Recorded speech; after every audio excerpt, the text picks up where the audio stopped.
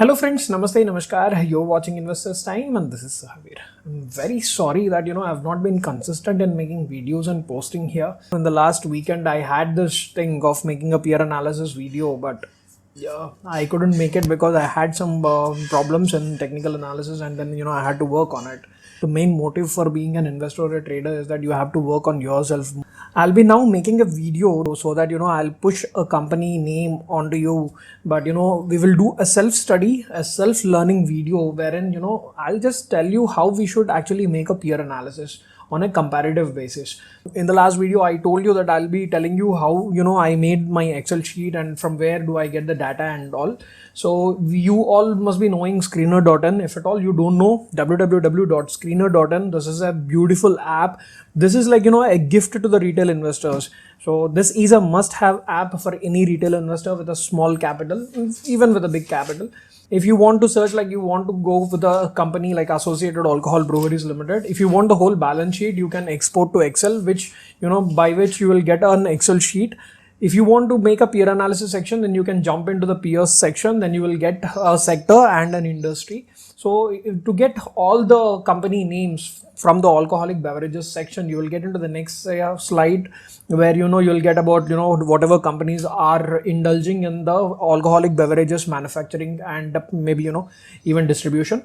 So in this way, what I do is I just copy these data and I'll paste it in my Excel sheet. This top row is customized accordingly. So whatever parameters you have, whatever filtrations you actually look into, accordingly you can actually keep these. Just to go to the peers section and you can edit columns, and in the edit columns you can actually edit whatever parameters which you want for yourself. So I just copy this data and paste it here.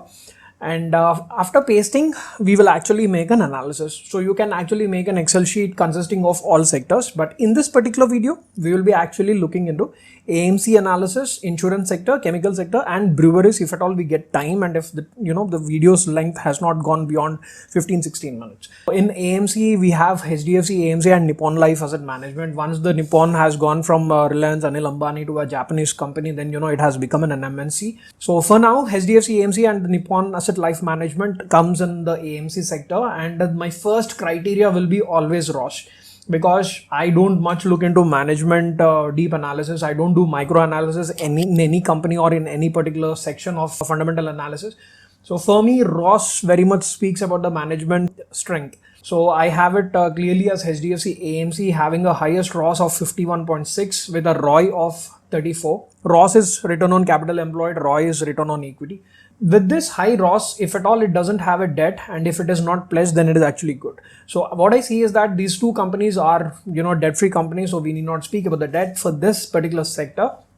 Coming to the market cap, HDFC has about 53,000 crores of market cap, and Nippon Life Asset has 14,186 market cap. Let us speak about price as well. As a newbie investor, what does a newbie investor do? They always want to pick stocks which is actually less than 10 rupees, or some have only less than 100. And why does they choose less than 100 is that this is a human psychology. This has been even if you read Jesse Livermore's book, it is said that this mass psychology of people has not changed from 1960s. So it's always the same. That's the reason technical analysis works much beautiful. And the psychology will work same. Every newbie who comes, he will always talk about the dividend yield stocks. He will talk about less than 100 rupees stocks. He will talk about big terms, or he will talk only about the PE ratio or PYB ratio. It always happens because that is how actually the entire intelligence works. And but don't go by this. If you say your initial capital is like 10,000, suppose, and now you want to choose only less than 10 rupees or less than 100 rupees. Consider you have bought it a company A which is like 10 rupees and a B which is 100 rupees. Now when the stock rises to almost like 11 rupees and this stock rises to 110 rupees, no matter how much it rose, the thing is that you will actually get the same percentage of profit. If you consider that we have allocated this 10,000 and considering it at A, and 10% profit is nothing but you will get about 1000 rupees in this stock if you invest the whole 10,000 capital in it. And if you invest in 100 rupees in the stock, then also you will actually get only 1000 rupees as your profit. So net to net you are getting only 10% as your profit, irrespective of the share price being 10 rupees or 100 rupees. The only one thing which is changing here is the number of shares. And investing in business, it is not land bank that the number of acres will define how much rich you are. Here it is the percentage of capital return that you get. And in this case, you can see if you invest in company A, you will be actually getting 1000 shares for a 10 rupees stock, while in 100 rupees shares you will only get 100 stocks. But we are not concerned about the number of shares that we are holding. This doesn't define us if we are getting rich or not. What defines is our percentage of return. That is what will actually define how much we are actually surviving and thriving in this industry. And for that reason, if at all you are a newbie investor, please leave this mentality of thinking to choose only stocks which are less than 100 rupees or something, because the share price doesn't matter. It is a different thing, why a stock has been split and why the share price has gone from 1000 to 500 rupees so that they can attract investors. That is a different scenario. But this thing where, we think like, 10 rupees stock, it is very easy to go to 15 rupees. It is not so, because 10 to 15 is 50% of its return. And for a stock which has actually fallen from 400 rupees to 10 rupees in case of S Bank or any other stock, it has some reason, and it also has a reason why some stocks like MRF are actually priced very high and it has high valuations all the time.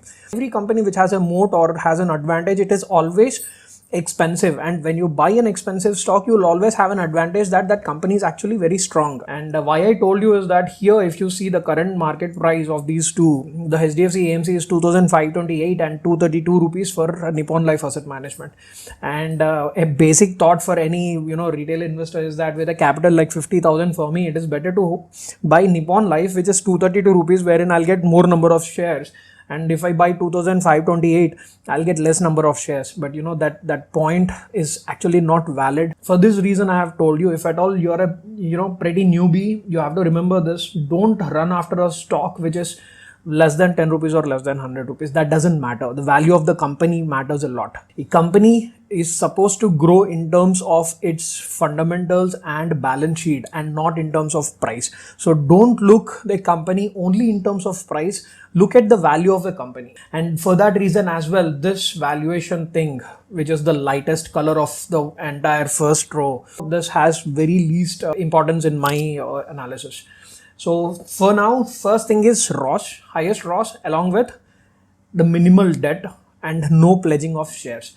And after that, I'll see debtor days just to compare which company is efficient and whose product is actually having a high demand. The debtor days of 14.5, HDFC AMC clearly stands out with high ROS, no debt, and even debtor days is good. And in this particular scenario, I have actually added these two things. 1 year back, I came to a point where, I wanted to run after stocks which are craving for expansion. But now, in this scenario, we need companies which can actually survive whatever economic crisis we are gonna get. So for that reason, I want a debt scenario wherein they have good interest coverage ratio as well. In this also, HDFC AMC clearly has highest interest coverage ratio, and it also has good amount of free cash flows in the last year of 876 crores. So in this case, HDFC AMC is good, but Nippon is also a good company. Now we will look into the insurance sector. In this, we have 4 companies: ICICI Lombard, ICICI Pru, SBI Life, and HDFC Life. The first criteria, we go with the largest to smallest. We clearly have these 3 on an average. HDFC Life has the highest at 29, and the other one is at the mean level of the whole sector, which is like 22, 23 levels for ICICI Life and ICICI Lombard. And these 2 companies on the top, HDFC Life and SBI Life, doesn't have any debt, but ICICI has a mere debt of 0.08. and no company has a pledging. And now we will directly jump into the debtor days. If at all you want, you can actually look into the net profit margins as well. You can see which company has the highest net profit margins. That also is a very good indicator for us in choosing a good company in the whole sector, mainly in the manufacturing industry and all. Coming to the free cash flows, just go with the free cash flows of the highest to the lowest, and really stand as SBI Life has the highest free cash flows in the last year with 13,331 crores of free cash flows. And even ICICI Pru has 11,270 crores. But for us, in terms of ROS and ROI, because free cash flows every company has. This company doesn't have a problem with the debt as well. So considering the Ross ROI, we will actually go with the first two companies, which are HDFC Life and SBI Life insurance company. Coming to the breweries, clearly at the highest, 37 and 31% of Ross, GM Breweries and associated alcohol stands high. And if you see the debt scenario, there are some companies, 3 companies which have actually pledged their shares, and it also has debt, which is not actually good for me. I mean, I don't find this very good. But the top companies, GM Breweries and associated alcohol, they have little debt and with no pledging of shares. We will come to the debt scenario as well. These 2 companies doesn't have actually high reserves, because you can clearly see the company which has actually pledged and has debt, United Breweries and United Spirits, have the highest reserves. But if you see the interest coverage ratio capability, you can see the GM Breweries actually stands high at 2,514 with a free cash flows of 37.